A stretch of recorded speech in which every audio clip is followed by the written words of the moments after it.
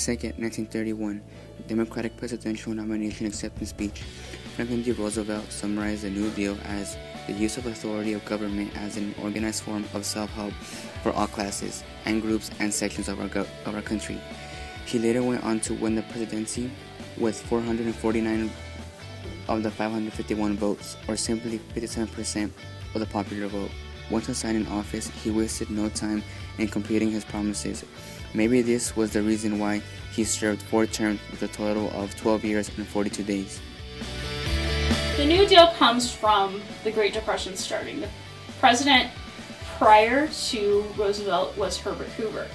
Herbert Hoover is actually a very interesting man.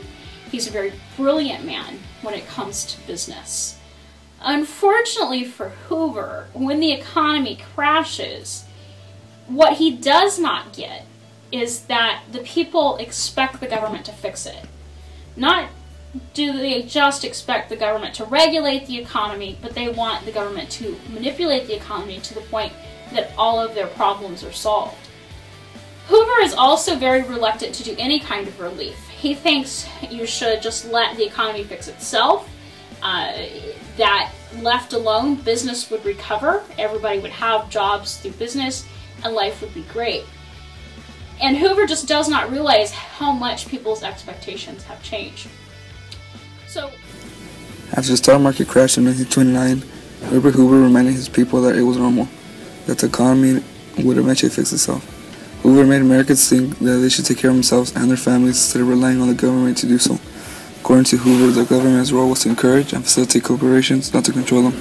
He believed that if he gave out aid to citizens, it would only weaken the people.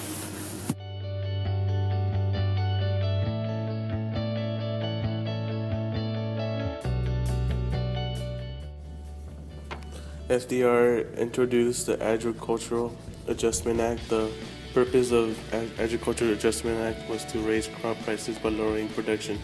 Under the AAA, the government paid cotton growers $200 million to plow under 10 million acres of land. In some cases, it paid farmers to slaughter millions of pigs. This did not come without controversy.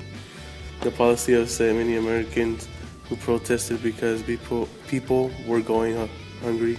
Overall, the AAA helped raise farm prices and put money in farmers' pockets.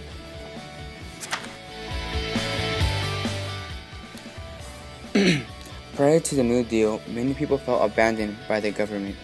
When people were hurt on their job, or when they reached the elderly age, or if they lost their job, most people had no means of support. The Social Security Act was introduced in 1935.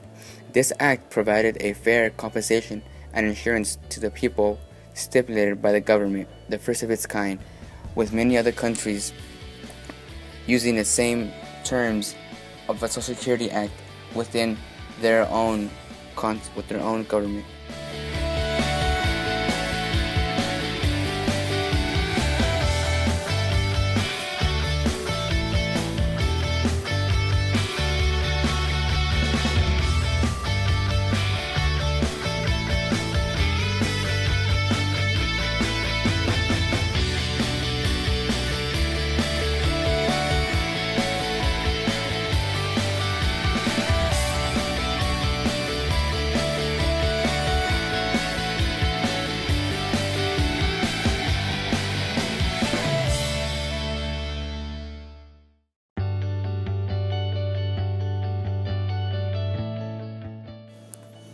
To make his efforts more transparent, President Roosevelt made extraordinary use of the radio to publicize his programs.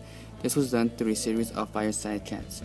Franklin D. Roosevelt said, "When you deposit money in the bank does not put the money into a safe vault. It invests your money.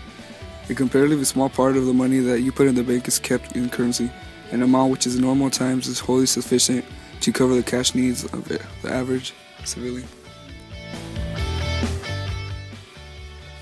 To make the deal an economic success, President Roosevelt invited people with substantial influence over the nation, such as doctors, economists, lawyers, and politicians, with all these people cultivating to find a solution to the Great Depression.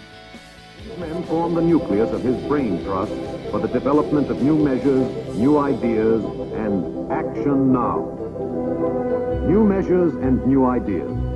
For the 99 days of the special session, the White House inundates Congress with a flood of new legislation. The national neurosis of fright and stagnation dissolves under the president's slogan, "We can do it. At least let's try." Congress and the country are overwhelmingly behind him as the New Deal honeymoon begins. Bill after bill passes without question or hesitation. Action now. The president has said, the country demands bold, persistent experimentation. And with a dozen unprecedented plans, he sets the experiments in motion. As historian Frederick Lewis Allen points out, it reminds one of the man who, feeling unwell, takes in quick succession all the tonics on the shelf. The new Secretary of Agriculture, Henry Wallace, launches the AAA, a program for controlling and managing the nation's farm resources.